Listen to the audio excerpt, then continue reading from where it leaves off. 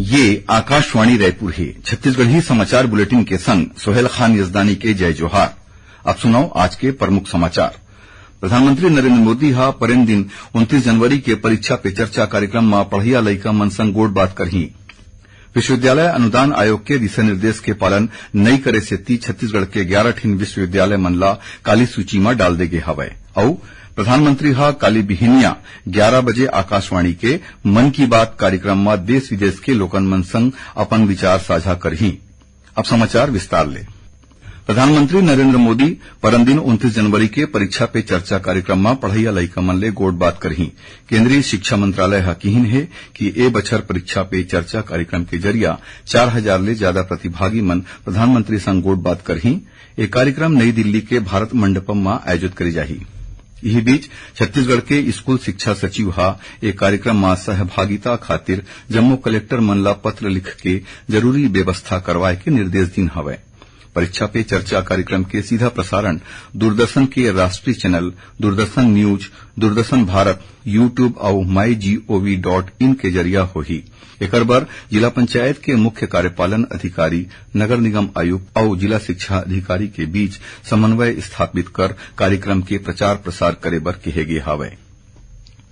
विश्वविद्यालय अनुदान आयोग यूजीसी के दिशा निर्देश के पालन नहीं करे सेती छत्तीसगढ़ के 11 ठिन विश्वविद्यालय मन ला काली सूची में डाल दे गे हवय।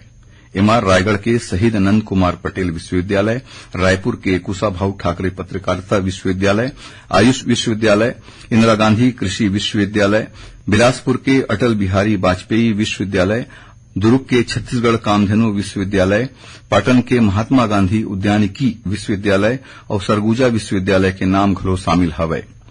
यूजीसी हा ए विश्वविद्यालय मन ला अवैया 31 जनवरी तक लोकपाल के नियुक्ति करे बर कहे हे।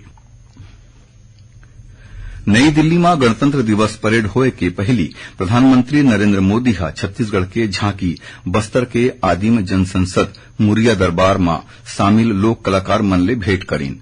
इसी दौरान प्रधानमंत्री हा छत्तीसगढ़ समेत आने आने राज्य मन ले आए महिला कलाकार मन ला अच्छा और जीवंत प्रदर्शन करे खातिर अपना शुभकामना दीन। प्रधानमंत्री हा नई दिल्ली में पहुंचिन एनसीसी और एनएसएस के लइका मन संग भेंट करीन। ए मौका में श्री मोदी हा किहिन की एदारी गणतंत्र दिवस के परेड देश के नारी शक्ति ला समर्पित हवय। उमन महिला कलाकार मन ले किहिन कि आप मन इहां अकेला नहीं आए हवो, बल्कि आप मन अपन अपन संग अपन राज्य के रीति रिवाज और अपन समाज के समृद्ध सोच घलो लेके आए हवो।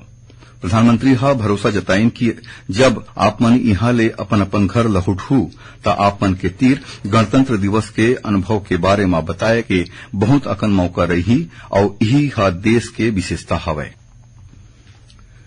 प्रधानमंत्री नरेंद्र मोदी हा काली बिहनिया 11 बजे आकाशवाणी के मन की बात कार्यक्रम में देश विदेश के लोगन मन संग अपन विचार साझा करही। यह मासिक रेडियो कार्यक्रम के 109वीं कड़ी होही। ये कार्यक्रम आकाशवाणी और दूरदर्शन के जम्मू नेटवर्क में प्रसारित करे जाही। यह आकाशवाणी समाचार के वेबसाइट और news on AIR mobile app में घलो उपलब्ध रही। मन की बात कार्यक्रम के सीधा प्रसारण आकाशवाणी समाचार, दूरदर्शन समाचार, प्रधानमंत्री कार्यालय और सूचना प्रसारण मंत्रालय के यूट्यूब चैनल मन में करे जाही। आकाशवाणी हा हिंदी प्रसारण के तुरते बाद एक कार्यक्रम के क्षेत्रीय भाषा में प्रसारण करही।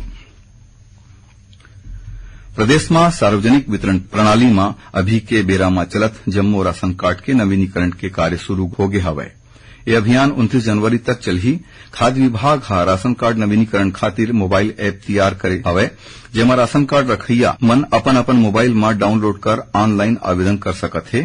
उहें ऐसन हितग्राही जेकर तीर एंड्रॉइड मोबाइल नहीं हवय या फिर जहां मोबाइल में कोनो कनेक्टिविटी नहीं हवय, वहां उचित मूल्य दुकान स्तर में ऑनलाइन और ऑफलाइन प्रक्रिया के जरिया राशन कार्ड खातिर इलेक्ट्रॉनिक आवेदन पेश करे जा सकत हवय।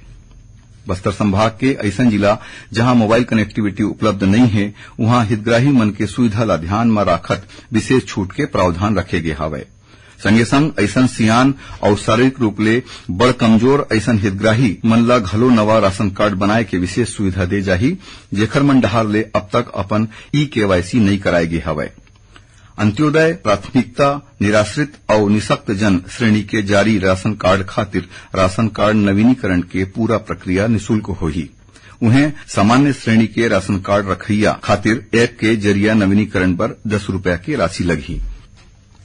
छत्तीसगढ़ी समाचार आप मन आकाशवाणी रायपुर ले सुनत हव। छत्तीसगढ़ के खबर ले है आपके वास्ता और खबर के विश्वसनीयता ले है हमार वास्ता। आकाशवाणी समाचार रायपुर के प्रादेशिक समाचार बुलेटिन के संगे संग हमार समसामयिक कार्यक्रम आप रेडियो के संग अपन मोबाइल में घलो सुन सकत हो। आकाशवाणी समाचार फेसबुक, ट्विटर और यूट्यूब में घलो हावय।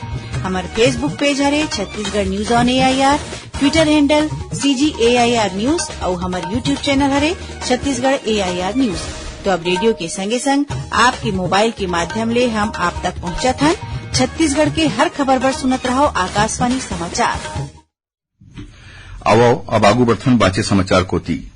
भारतीय जनता पार्टी हा अवैया लोकसभा चुनाव खातिर 23 ठन राज्य मनमा चुनाव प्रभारी और सह प्रभारी के नियुक्ति कर दे हावय। छत्तीसगढ़ ले कोंडागांव विधायक लता उसेंडी हा उड़ीसा के सह प्रभारी बनाए गे हवय। उहें अखिल भारतीय कांग्रेस कमेटी हा छत्तीसगढ़ के पूर्व मुख्यमंत्री भूपेश बघेल ला बिहार में भारत जोड़ो न्याय यात्रा और आने आने पार्टी गतिविधि के समन्वय करे खातिर वरिष्ठ पर्यवेक्षक नियुक्त करे हावय। सुनैया मन ला बता दन कि काली इतवार के हल्बी और गोंडी बोली में समाचार बुलेटिन प्रसारित करे जाही।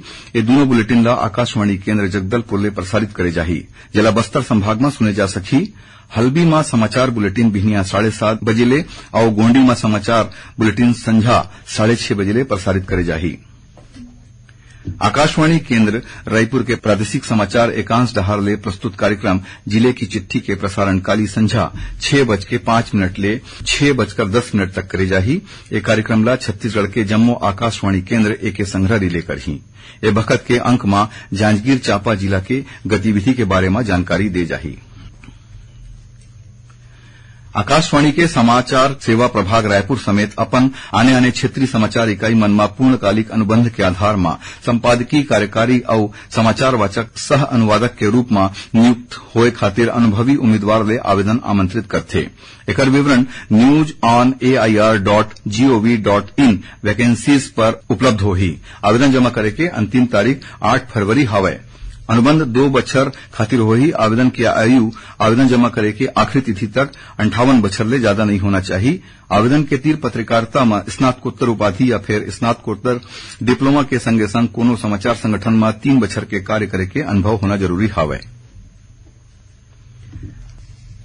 अब थोकुन समाचार सार में मुख्यमंत्री विष्णुदेव साय हा काली गणतंत्र दिवस के मौका में जगदलपुर के आमागुड़ा चौक में स्थित अमर वाटिका परिसर में अमर जवान स्मारक में पुष्प गुच्छ अर्पित कर शहीद मन ला नमन करीन और सारंगढ़ बिलाईगढ़ जिला में बाघ के शिकार करे के मामला में वन विभाग के टीम हा 5 झिन आरोपी मन ला गिरफ्तार करीन हवय। उहें ए मामला में वन विभाग के परिसर रक्षक ला निलंबित कर संबंधित परिक्षेत्र सहायक और प्रभारी परिक्षेत्र अधिकारी ला नोटिस जारी करे गे हवय।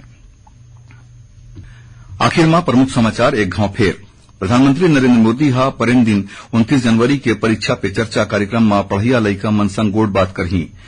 विश्वविद्यालय अनुदान आयोग के दिशा निर्देश के पालन नहीं करे सेती छत्तीसगढ़ के 11 ठिन विश्वविद्यालय मन ला काली सूची में डाल देगे हवय और प्रधानमंत्री हा काली बिहनिया 11 बजे आकाशवाणी के मन की बात कार्यक्रम में देश विदेश के लोगन मन संग अपन विचार साझा करही। एकरे संग छत्तीसगढ़ी समाचार बुलेटिन इहें सिरावत है। जय जोहार।